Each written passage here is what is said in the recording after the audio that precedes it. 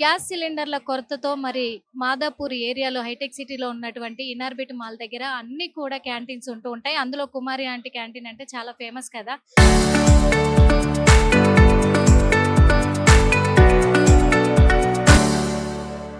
మరి ఎలా నడుపుతున్నారు? ఈ గ్యాస్ సిలిండర్లు ఎంతవరకు వాళ్ళకి అవైలబుల్ లో ఉన్నాయి? అన్ని తెలుసుకునే ప్రయత్నం చేద్దాము. ఆంటీ ఎలా ఉంది బిజినెస్? బిజినెస్ అయితే ఇప్పుడు ప్రెజెంట్ అయితే డల్ ఉంది. ఎందుకంటే పబ్లిక్ అయితే ఉన్నారు. కానీ మేము అందించలేకపోతున్నాము ఎక్కువ ఐటమ్స్. మీరు చూస్తున్నారు కదా ఇందాక నుంచి. ఇప్పుడు డబుల్, త్రిబుల్, కర్రీస్ అట్లా ఇస్తాను. కానీ అలాంటిది ఎందుకంటే గ్యాస్ దొరకట్లేదు. ప్లస్ ఇంకోటి కట్టెల పొయ్యి మీద పోనీ చేద్దాము అంటేనేమో ఇంటి ఓనర్స్ ఒప్పుకోవట్లేదు. అంటే మరి ఎవరికైనా ఇదే కదా పొగ అంటే ఇదేని. ఇంకా దాంతోటి చాలా అంటే చాలా ఇబ్బంది అవుతుంది.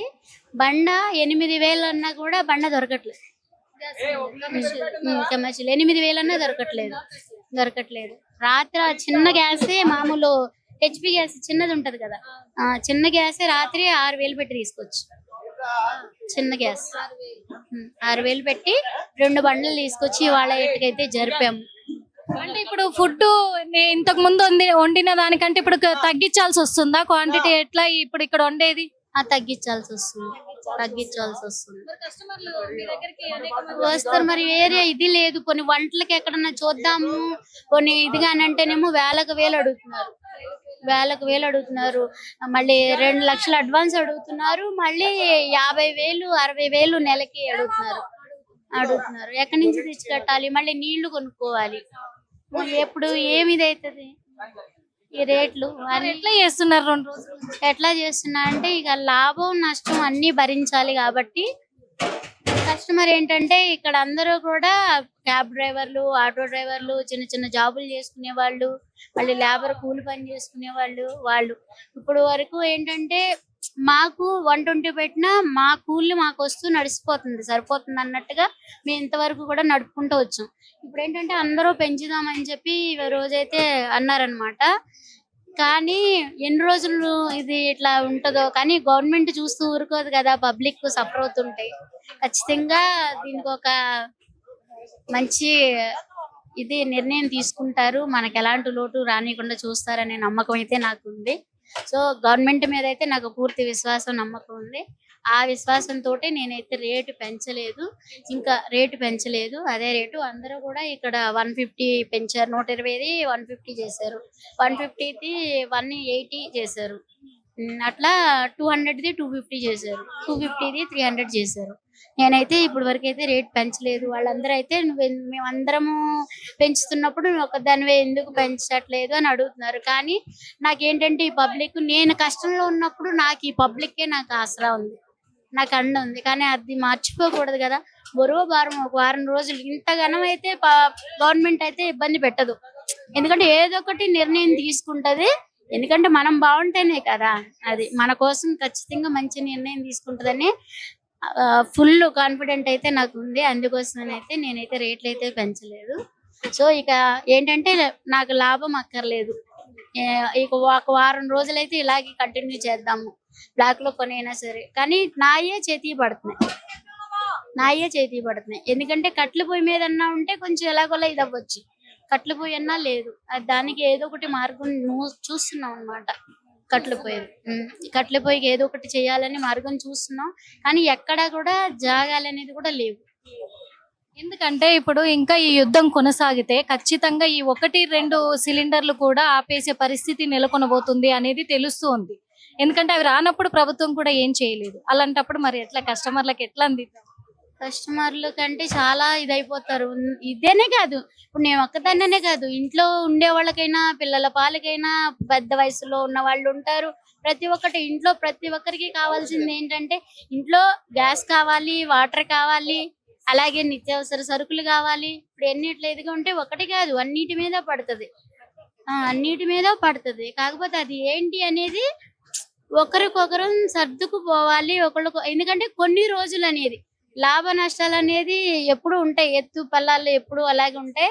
ఖచ్చితంగా ఎప్పుడు ఇలాగే ఉండదని, కాకపోతే ఇంత ఇదికి అయితే గవర్నమెంట్ తీసుకురాదని అయితే నా పూర్తి విశ్వాసం. ఇక్కడ హైటెక్ సిటీ అంటేనే సాఫ్ట్వేర్ ఎంప్లాయీస్ మొత్తం మీ దగ్గరికి వచ్చేది కూడా వాళ్ళే, ఎందుకంటే అందరినీ కనిపెట్టుకొని మీరు చూసుకుంటూ ఉంటారు కాబట్టి ఆ ఇది వాళ్ళకు ఉంది కాబట్టి ఆ నమ్మకంతో ఇక్కడికి వస్తూ ఉంటారు జనాలంతా కూడా. పొరపాటున ఈ సిలిండర్లు స్టాప్ అయితే ఒకవేళ హోటల్స్ కూడా క్లోజ్ చేసుకునే పరిస్థితి వస్తుంది అని చాలా మంది హోటల్ యజమానులు అయితే ఆందోళన పడుతున్నారు.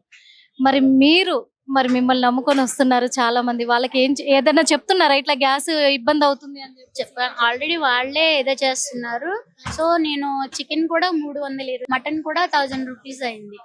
రేట్లు అయితే అవే రేట్లు ఇదిగానే అంటాను. కానీ ఒకటి ఏంటంటే, నేను ఎక్కువ లాభం కోసం అయితే నేను చూసుకోలేదు ఫస్ట్ నుంచి కూడా. నా కూలి నేను ఒక దగ్గర చేతి కింద పని చేయకుండా నాకు నేను మంచిగా ఏదైతే ఎంత ఇది చేసినా కానీ పోతా ఏమీ పట్టుకుపోము. ఆ ఒక్క ఇదైతే ఉంది. కానీ వీళ్ళందరూ ఏంటంటే నన్ను వాళ్ళ అమ్మలాగా భావిస్తారు, భావిస్తారు.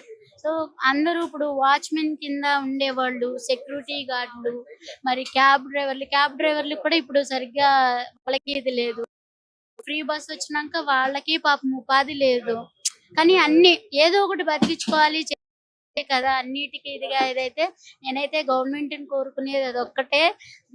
నాకు చదువు లేదు, ఏమన్నా తప్పుగా మాట్లాడితే నన్ను క్షమించండి. కాకపోతే ఏంటంటే ఉచిత బస్సులు కూడా వద్దండి, చాలా మంది సఫర్ అవుతున్నారు.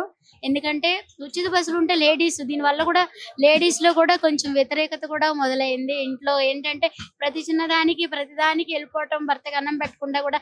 ఇక్కడ కూడా నేను మన హోటల్ దగ్గర కూడా నేను చూసాను అనమాట. ఏంటంటే నా పర్సనల్ ఇది, ఇంకొకరి దాన్ని ఇదిని కాదు.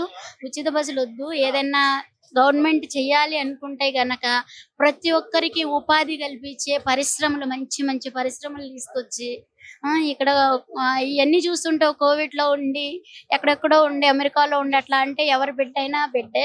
కానీ బాధపడుతుంటే నాకు చాలా బాధిస్తుంది చూస్తుంటే. అదేదో అక్కడికి వెళ్లకుండా అందరూ ఇక్కడే జాబులు చేసుకునేటట్టు ప్రభుత్వాలు అందరూ కలిసి ఇక్కడే ఉండి జాబులు చేసుకునేటట్టు మంచి పరిశ్రమలు, ఉద్యోగాలు తీసుకురావాలని కోరుకుంటున్నాను. ఎందుకంటే పబ్లిక్ బాగుంటేనే మనందరం బాగుంటాము. సో ఏది అంటారు కదా, మా తెలుగు తల్లికి మల్లెపూ దండ, మా కన్న తల్లికి మంగళహారతులు అని ఇచ్చేస్తారు. మన తెలుగు భారతదేశం బాగుండాలి అంటే అందరూ బాగుండాలి. ఒకళ్ళు బాగుండి ఒకళ్ళు బాగుంటాం కాదు. సో కష్టంలో సుఖంలో అందరం కలిసిమెలిసి ముందుకెళ్ళాలి. కాకపోతే ఇది కొన్ని రోజులే ఉంటదని అయితే నేను అనుకున్నా. ఈ కొన్ని రోజులైతే ఇట్లాగే నడిపిద్దాము, నష్టమైనా సరే నాకు లాభం. కుమార్ ఆంటీ, ఈ రాబోయే ఈ కొన్ని రోజులు కూడా ఈ ప్రాబ్లం, ఈ సమస్య ఇలాగే కొనసాగితే అంటే కడుపు నిండా పెట్టే వాళ్ళకు కూడా కొద్దిగా అయినా హెల్ప్ చేస్తారు, కొద్దిగా అయినా వాళ్ళ కడుపు ఇప్పుడు కూడా ఉన్నది చెప్తున్నాను కదా. ఎందుకంటే చెప్పాను నాన్న ఇది అని చెప్పాను. వాళ్ళు కూడా నన్ను అర్థం చేసుకుంటారు. నా కస్టమర్ కూడా నాన్న పీసెస్ అయితే ఇప్పుడు మామూలుగా అయితే 4 పీసెస్ వేస్తాను చికెన్, ఇప్పుడు 3 పీసెస్ వేస్తున్నా.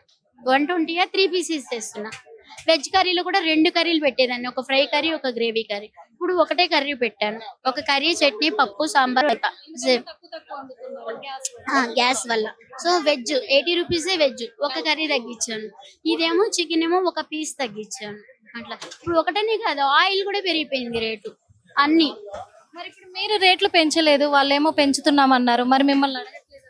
ఇప్పుడు ఆల్రెడీ ఫైటింగ్ అయిపోయింది నా మీద, అయిపోయింది. కాకపోతే నేను ఒకటే చెప్పా, ఒకప్పుడు నన్ను తీపియాలని మీరందరూ కలిపి ఇచ్చేసారు. నాకు ఆ పబ్లిక్ కి నాకు సపోర్ట్ ఉన్నారు. సో ఇవాళ పబ్లిక్ కి కష్టం వచ్చినప్పుడు నేను నా వంతుగా నేను అంటే అంత స్తోమత నా దగ్గర లేకపోయినా నా వంతు నేను కష్టం, నాకు లాభం మిగలకపోయినా నాకు కష్టమైనా చేసి వాళ్ళ రుణం నేను ఎలా తీర్చుకోగలను. ఇది నాకు వాళ్ళ రుణం తీర్చుకునే అవకాశం అనుకుంటున్నాను. చూసాం కదా, మరి కుమార్ ఆంటీ మాత్రము తనను నమ్ముకున్న ప్రజలకు మాత్రం ఖచ్చితంగా నా నుంచి నా వంతు సహాయము, నాకు కొన్ని రోజులు నష్టమైనా పర్వాలేదు కానీ ఆ నష్టాన్ని నేను భరించుకోవడానికి సిద్ధంగా ఉన్నాను. కానీ ఇక్కడికి వచ్చే కస్టమర్లకు ప్రతి ఒక్కరికి కూడా నేను నా కడుపు నింపే పంపిస్తాను. కాకపోతే కొంచెం క్వాంటిటీ తగ్గించాను, సిలిండర్లు దొరకక చాలా ఇబ్బంది అవుతుంది. సిలిండర్లు అయితే బ్లాక్ లో కొనాలన్నా 8,000 ఖరీదు చేస్తున్నారు.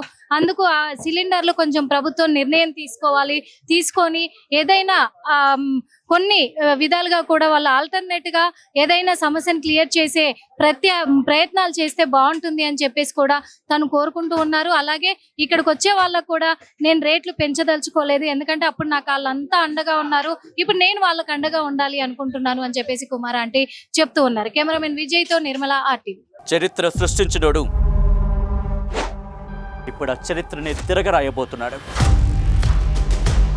అబద్ధాల గోడల్ని బద్దలు కొట్టి నిజాలను రాగా మీ ముందుంచబోతున్నాడు. నిజమైన వార్తల కోసం వెంటనే డౌన్లోడ్ చేసుకోండి రా యాప్ని.